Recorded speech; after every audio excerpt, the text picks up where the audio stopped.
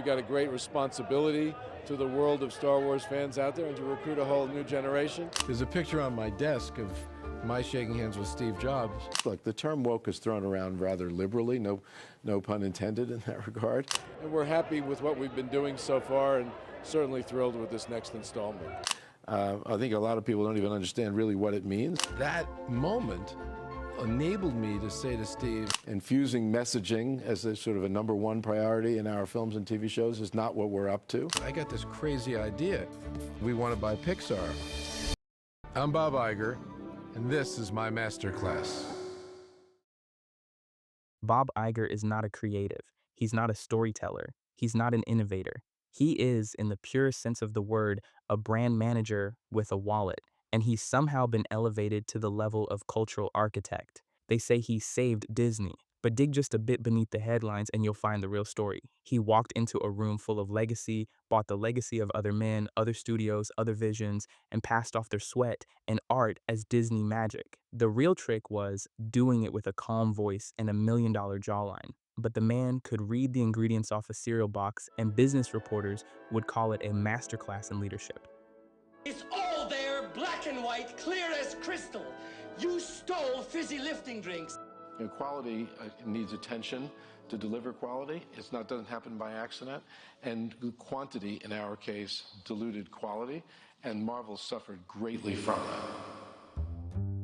In the early 2000s, Disney wasn't quite the juggernaut it is today. The animation division was reeling from a string of flops: Treasure Planet, Home on the Range, Chicken Little. Even the parks weren't doing so well. Pixar, not Disney, had become the face of quality animation. So when Iger took over in 2005, he made a move that was both smart and unoriginal. He bought the better company. $7.4 billion later, Pixar became Disney property. Obviously the press swooned, analysts called it visionary.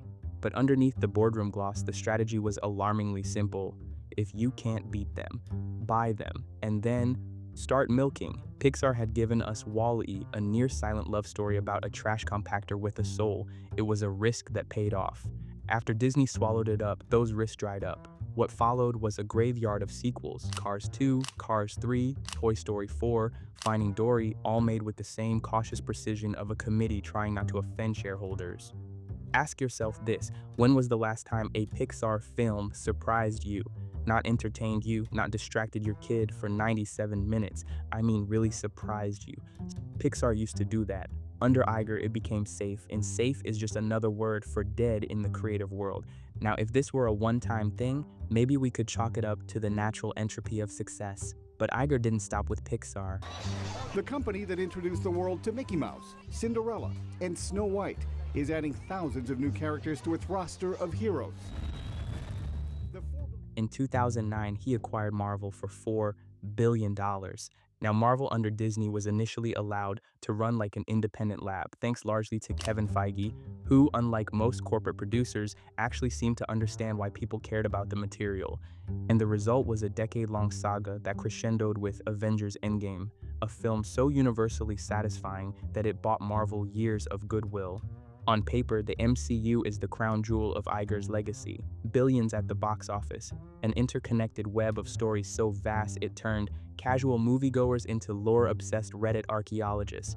But this was because Feige was allowed to build something before the suits figured out what he was doing.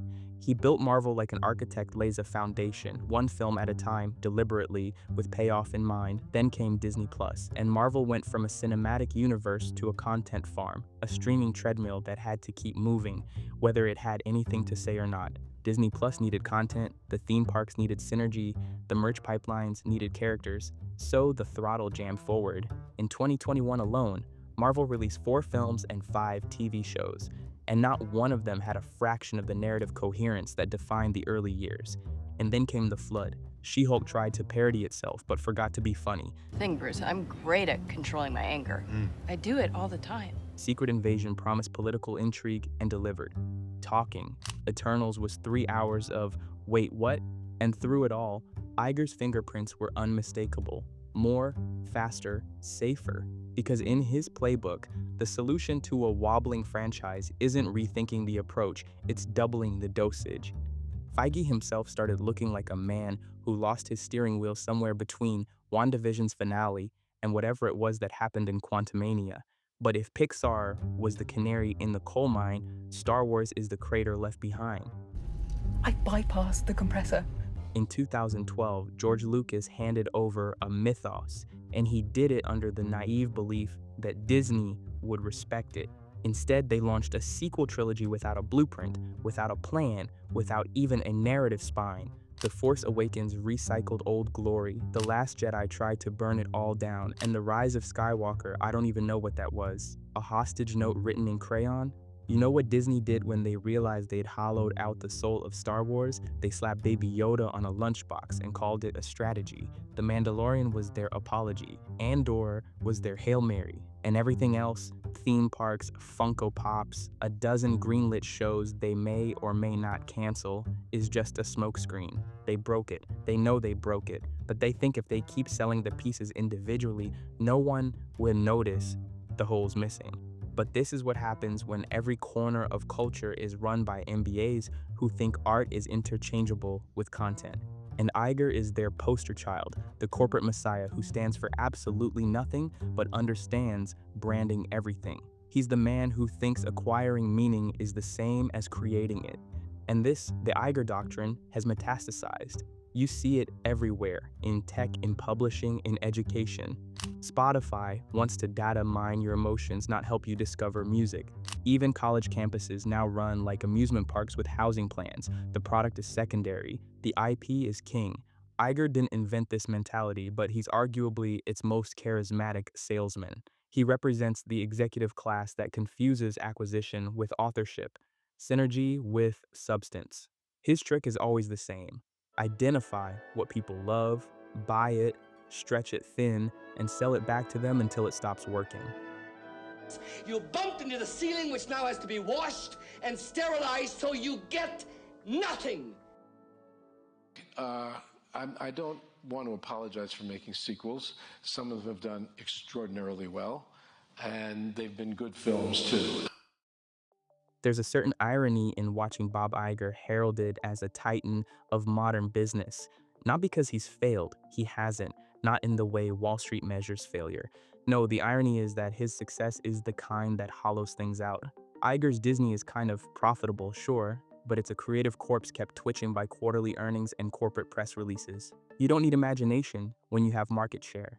And maybe that was the best place to start, not with the movies, not with the parks, but with the playbook, because Iger's legacy is built on mergers, definitely not stories. Marvel, Lucasfilm, Fox. One by one, Disney acquired the crown jewels of modern pop culture. To the investor class, this looked like empire building. But to anyone who's ever made something from scratch, it looked like a man collecting tools he didn't know how to use. You don't become an architect by buying blueprints, you become one by building. When he started the live-action remake era, the media applauded. Of course they would. Iger's crowning achievement as a creative executive was realizing he didn't need to greenlight new stories if he could just repackage old ones. For over a decade now, Disney's film strategy has been built on the quiet belief that it's safer to exhume old hits than to risk making anything new, and they've somehow convinced the public that this is an artistic choice rather than a corporate reflex. Alice in Wonderland was made for a very specific reason. Tim Burton plus Johnny Depp plus existing IP equals money. They saw dark and gritty Batman money and they wanted in. It worked. The film made $1 billion, which apparently was enough to greenlight an entire genre of films defined by absolutely nothing except, remember this? We shot it again, but this time in HD. And audiences did show up because the brand still had goodwill. But that's the thing about trust. It can be spent, but only once. And Disney spent it recklessly. Beauty and the Beast, Aladdin, The Lion King, each release a little shinier, a little emptier. It's not that these remakes were offensive in their execution. It's that they were absolutely unnecessary in their existence. They weren't made because someone had something to say. They were made because someone had something to sell. And that's the distinction that matters, especially when you're dealing with the stories that built the house in the first place. For the Lion King remake, Disney poured hundreds of millions into making it photorealistic. Every hair follicle, every blade of grass was rendered with obsessive technical precision. But in the process, they drained the film of anything resembling life. But of course, it made $1.6 billion because that's the scam. Because these movies are purely designed to remind you. You remember that scene, don't you? That line, that song, nostalgia as emotional fast food. You're not meant to feel something new, no. You're meant to recall something you felt once and assume it's the same thing. It left no cultural footprint. No one quotes it, no one rewatches it. A ghost of the original, wearing its skin but missing its soul. Because every remake doesn't just fail to live up to the original, it quietly rewrites it in the public memory and replaces iconography with imitation. And they've gotten bolder, or maybe just more shameless. The Little Mermaid didn't even bother to bring anything new to the table. Mulan stripped out every ounce of charm, humor, and melody and replaced it with what? A wire-fu knockoff of a Zhang Yimou film minus the artistry. Snow White was probably the worst movie of all time for very obvious reasons. But the erosion doesn't stop with the remakes, it leaks into every corner of the company. I used to think about the theme parks as monuments to creative ambition, but are now shrines to intellectual property. Galaxy's Edge, for example, cosplays as Star Wars, but it's really what an executive thinks Star Wars feels like, and somehow these parks still retain more character than Disney's film output. Strange World, Lightyear, Wish, these went from just being forgettable to being aggressively forgettable. You watch them and feel like you're being marketed to in real time, because you are. The message is never far from the surface, and the story is always playing second fiddle to the subtext. That mindset is probably most visible on Disney+. The platform was pitched as the company's future, a launchpad for the next generation of storytelling. What it became was a content graveyard, a streaming treadmill churning out IP exploitation disguised as prestige television. Shows like Obi-Wan Kenobi, Ahsoka, The Acolyte, and The Book of Boba Fett were created to fill slots on a calendar. But what makes this decline all the more frustrating is that it wasn't really inevitable. Disney ran out of courage, not stories.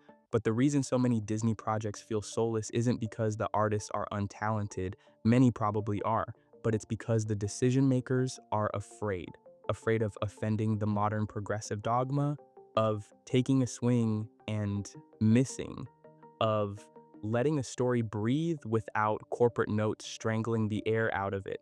The problem is, when a company becomes synonymous with the message, it stops being a storyteller and starts being a sermon. And stories, real stories, don't work like that. They don't teach by dictation. They teach by resonance, by empathy, by risk. Walt Disney understood that. But the people running the company today will call themselves storytellers when, again, they're really just brand managers. You lose! Good day, sir! I've spent a year since I came back fixing a lot of problems that the company has had and dealing with a lot of challenges, some that were brought on by decisions that were made by my predecessor. Bob Iger announced his return as CEO of Disney overnight. Iger retired from the company less than a year ago. Bob Iger returned to Disney in 2022 like a man walking back into a fire he started, holding a gas can in one hand and a press release in the other. The headlines hailed him as a savior, the prodigal CEO returning to restore order after the Bob Chapek era. But there was no order to restore, only the consequences of Iger's own long-term strategy finally catching up.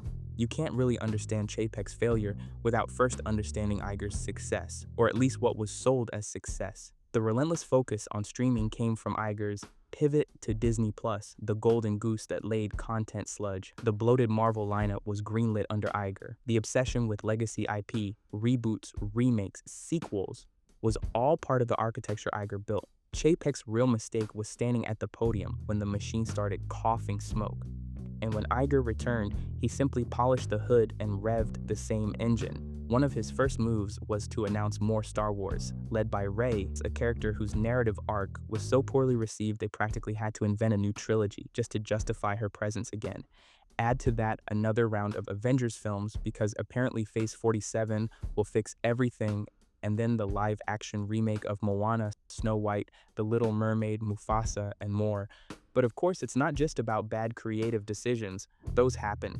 What we're seeing is a deep-rooted creative paralysis, an addiction to safety, a complete pathological aversion to risk. There's a reason people keep comparing Iger to Michael Eisner. Eisner was Disney's CEO from 1984 to 2005. He helped pull the company out of its post-Walt slump and actually ushered in the Disney Renaissance with films like The Lion King and Aladdin. But over time, his reign soured. His fall came when he shifted from fostering creativity to exploiting it. Direct-to-video sequels, fast food partnerships, slapdash projects designed to fill market segments. Iger learned from Eisner's mistakes, but not in the way you'd hope. All that changed was the budget and the platform. The exploitation stayed, same manipulation, just better lighting. Eisner tried to wring dollars out of content he helped create. Iger never created anything. He just acquired, and for a while it worked. But there's a shelf life to consumption without creation. Sooner or later, the inventory dries up, and the factory needs to produce something new. But it didn't, and now we're watching the consequences. In 2019, Disney owned the box office. In 2023, they couldn't even make Indiana Jones profitable, a franchise that should have been bulletproof. The Marvels collapsed because people figured out they're being served reheat after reheat, masked as innovation. But Disney doesn't know how to create anymore because creation requires belief. Belief in art over marketing, in story over synergy, in the gut instinct of a storyteller instead of the comfort of data analytics. Iger doesn't believe in those things. His faith is in consolidation. He's a businessman who mistook content acquisition for vision, and now that the properties are depleted, there's nothing left but the echo of old successes. And look, maybe that would fly if Disney had a cultural monopoly. For a while, it almost did, but audiences are leaving. It's not like there's no appetite for new things. Oppenheimer turned a 3-hour historical biopic into an IMAX event. The audience isn't bored with movies, they're bored with you. And still, Disney clings to its old strategies like an addict justifying one more hit, pumping theaters full of their films, pushing out smaller competitors, dominating screens not because they've earned it, but because they can. And that's the cruel irony. For all the talk of inclusivity and diversity and storytelling at Disney, the actual business model is pure cultural imperialism. Crowd everyone else out, saturate the market, flood the zone with familiar faces, monopoly masquerading as magic. And Iger is the guy selling tickets to a show that stopped being interesting a decade ago, hoping you won't notice the sets collapsing behind him.